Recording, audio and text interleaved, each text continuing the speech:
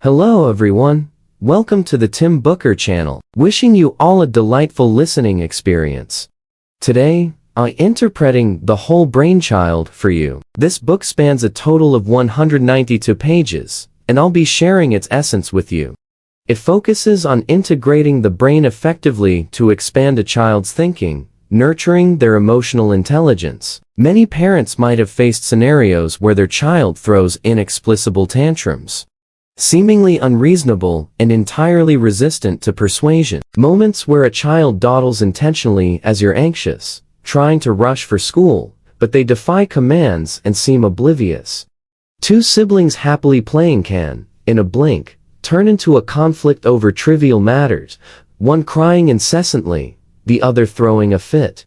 In such moments, many find themselves unable to comprehend their children, unsure how to resolve these situations.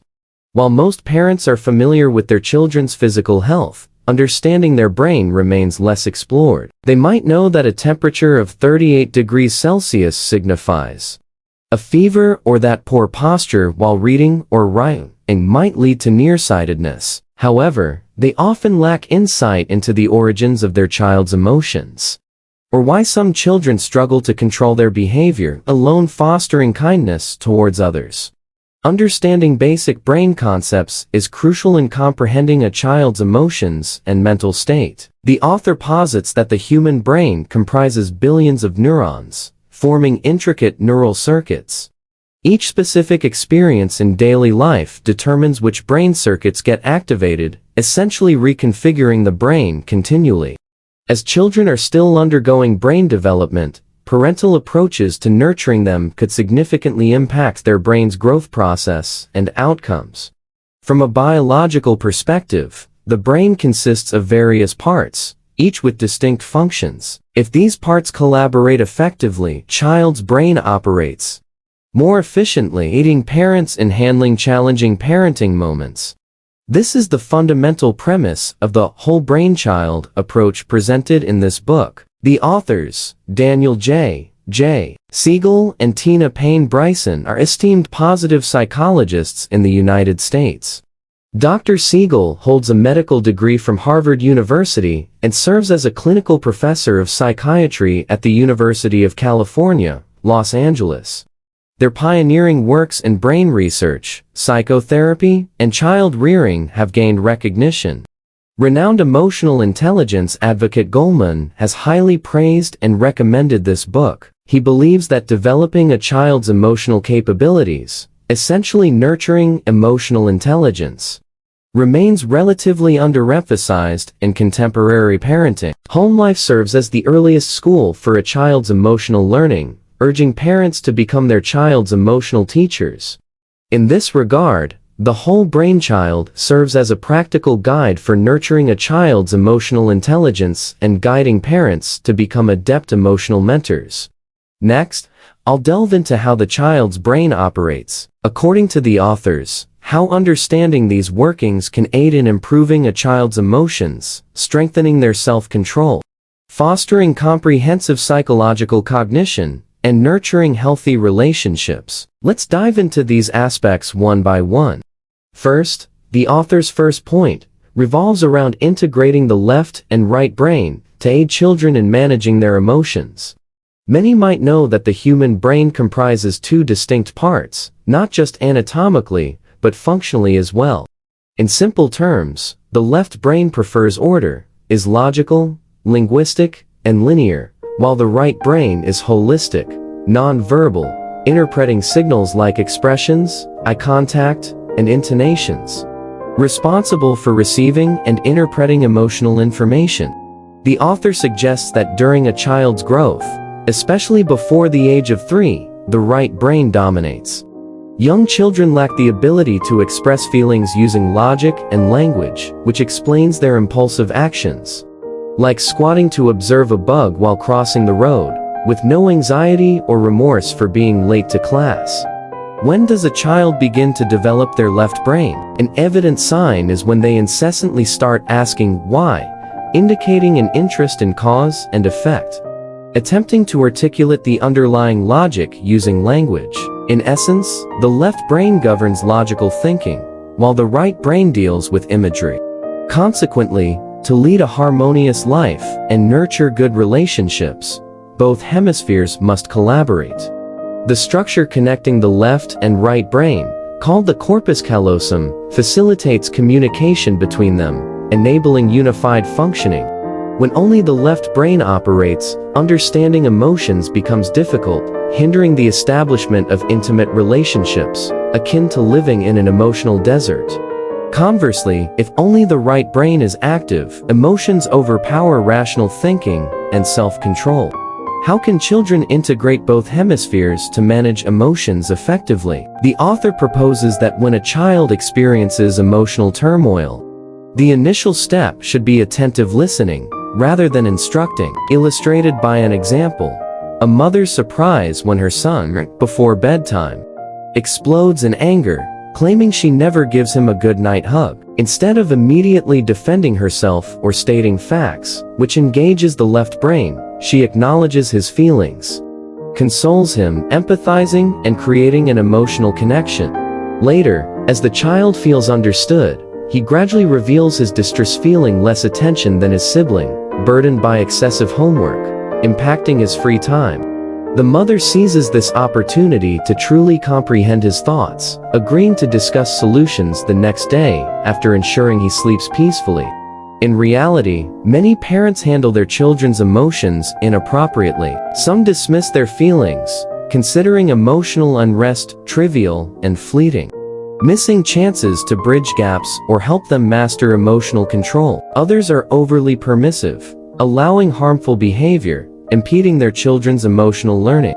Disrespecting a child's emotions leads them to believe that expressing feelings is unacceptable, fostering emotional suppression and reducing their empathy. When parents adeptly handle emotions, children experience enriched emotions, relaxed physical and mental states, nurturing healthy relationships, heightened focus, and improved learning efficiency. In summary, the approach involves listening and paying attention, making the child feel understood before attempting rational problem solving, establishing a connection with the child's right brain to ease emotions, and then guiding them toward the left brain to address issues rationally. Engaging in logical reasoning isn't ideal when a child is emotionally turbulent. It's only when their emotions are stable and the left brain is accessible that they're receptive to reason. Here's the author's second suggestion: integrating the lower and upper brain to teach children self-control. Many might not have heard of the concept of upper and lower brains. The author explains that the lower brain includes the brainstem and subcortical regions, positioned from the top of the neck to the bridge of the nose. This section, primitive in nature, primarily handles basic functions such as breathing, blinking, innate reactions like fight or flight responses, and intense emotions like anger and fear. In contrast, the upper brain, comprising the cerebral cortex and its various parts, especially the frontal lobe, holds a higher evolutionary status. It's responsible for advanced analytical and thinking functions such as decision-making, self-control, self-awareness, empathy, and morality. These sophisticated abilities help individuals perceive the world from a comprehensive standpoint. While the lower brain is considerably developed at a child's birth, the upper brain takes until a person's early 20s to mature fully. It's the brain's final developmental stage. If the brain were a two-story building, the lower brain represents the ground floor, managing basic functions like a kitchen, dining area, and bathroom, completed early on. Meanwhile, the upper brain resembles the study on the second floor, brighter and offering a better view, engaged in more advanced activities like thinking, imagining, and planning. However, this section isn't yet fully operational, unable to function at its peak. The author emphasizes that, besides the upper brain's incomplete development, another reason children often succumb to the lower brain's control is the limbic system. This system, part of the lower brain, swiftly processes and expresses emotions, especially intense ones like anger and fear, often prompting actions before thoughtful consideration, akin to instinctively defending oneself. upon encountering an unfamiliar bug, without first considering its toxicity. Even some adults struggle with self-control despite their fully developed upper brain, as the limbic system, akin to a security firm, frequently takes charge upon external stimuli, even hijacking the upper brain. Understanding the structure of the upper and lower brains can aid in assisting children in integrating both. An analogy can be drawn to constructing stairs between the upper and lower floors of this two-story building. This enables the upper brain to monitor lower brain activities and help quell intense impulsive reactions. How can these stairs be built? The author suggests awakening and exercising the upper brain. For instance, if a child becomes furious for not getting a toy at the store and yells, "I hate you," on the way back, criticizing him will only exacerbate the lower brain's influence. Instead, engaging the upper brain by acknowledging the child's anger, then redirecting focus toward finding solutions together can help shift the child's attention to the upper brain. Initiating discussions about alternative actions activates the upper brain further. Parents need to consciously guide children to frequently employ the upper brain, exercising its functions and aiding them in developing self-control. Teaching methods to regulate excessive reactions, like deep breathing, counting, and expressing anger verbally instead of physically, can be beneficial.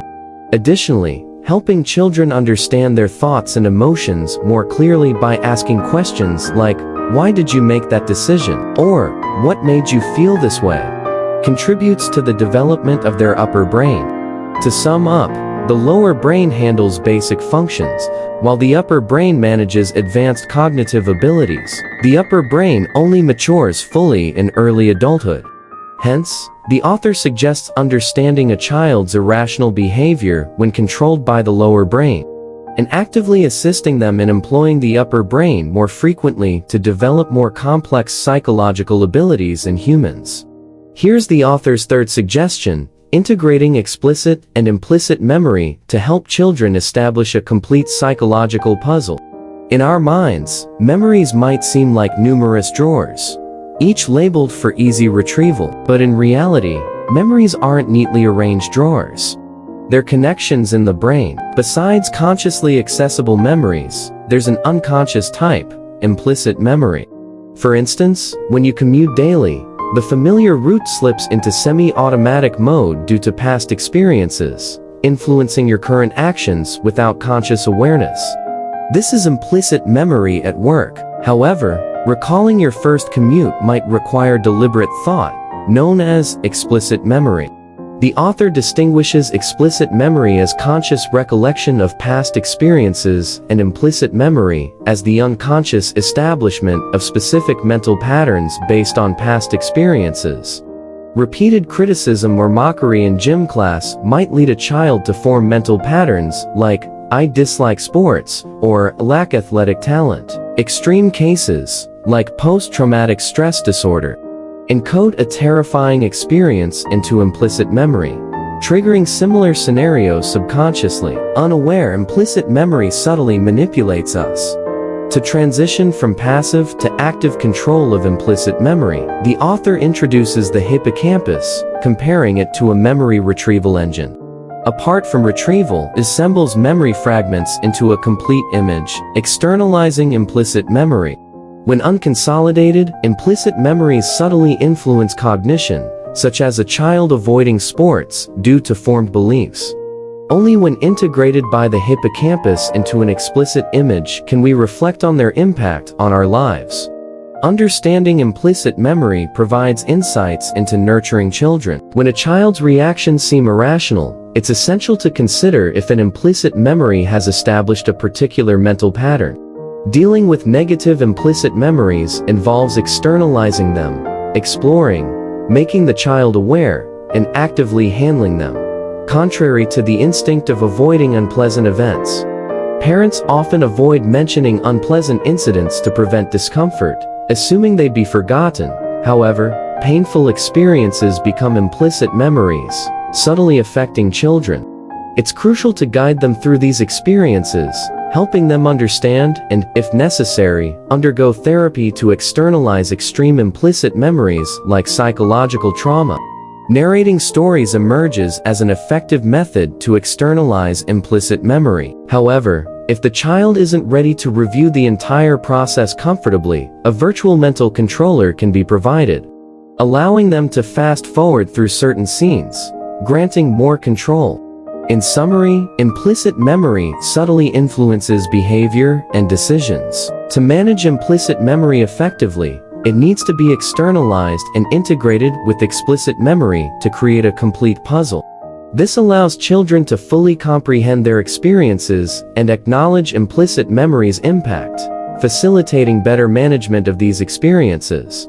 Storytelling serves as an excellent way to externalize implicit memory. If a child isn't ready to revisit these experiences comfortably, a virtual mental controller can provide more control over the process.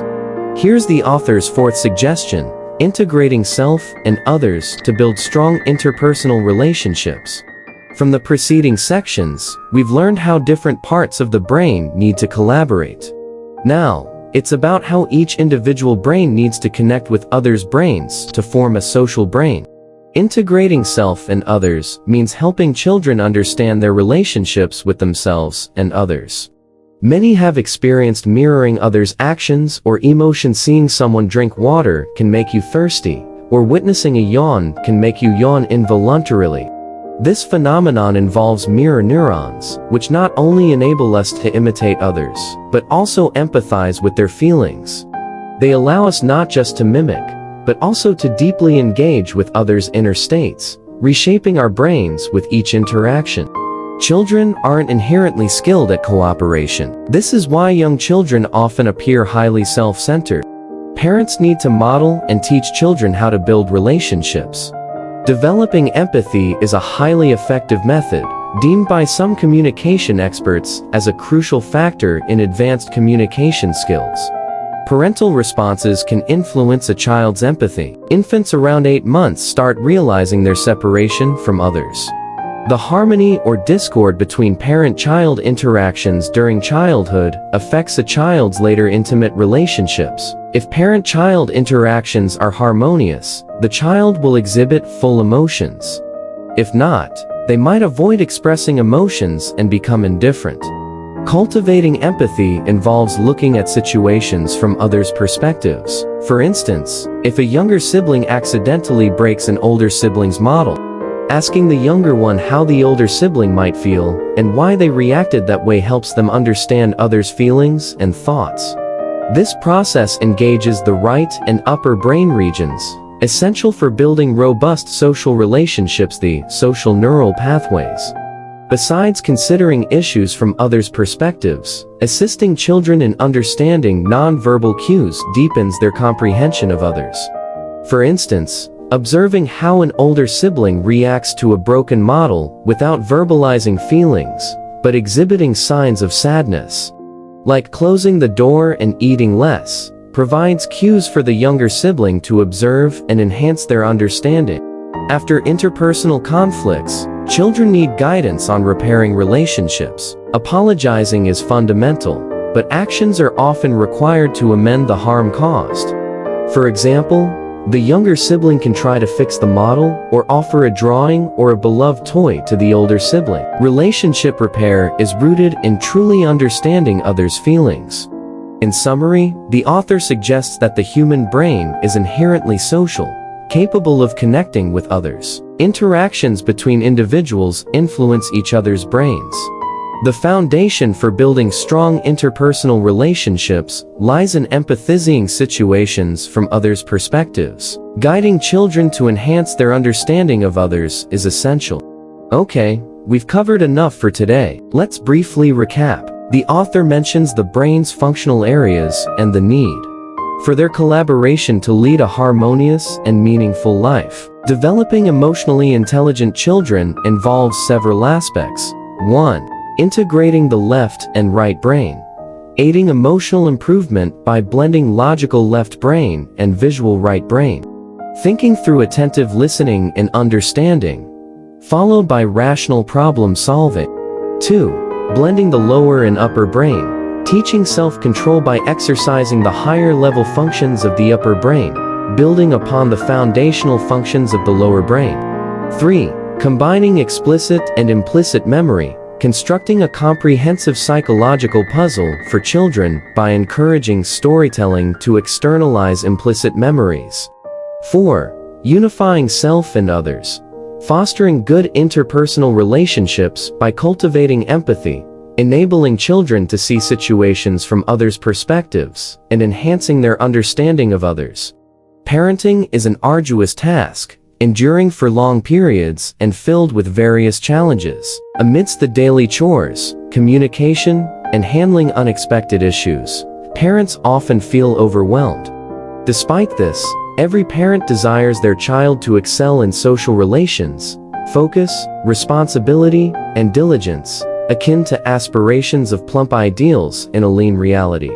Yet, crisis presents an opportunity. Survivalist parenting can transform into developmental parenting.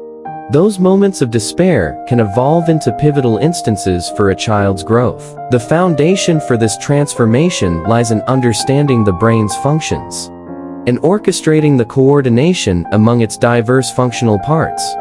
For children, the developing brain exhibits remarkable plasticity. What shapes the brain? It's the experiences continually activating neurons, reshaping the brain's landscape. As parents, the experiences we provide our children define the brain's formation. That concludes today's content. Congratulations on completing another book. Thank you for your support and attention. Please subscribe to the Tim Booker channel, like, and share this valuable knowledge with your friends. Let's combine wisdom with practice to achieve financial goals and create a brighter future. Thank you all, and goodbye.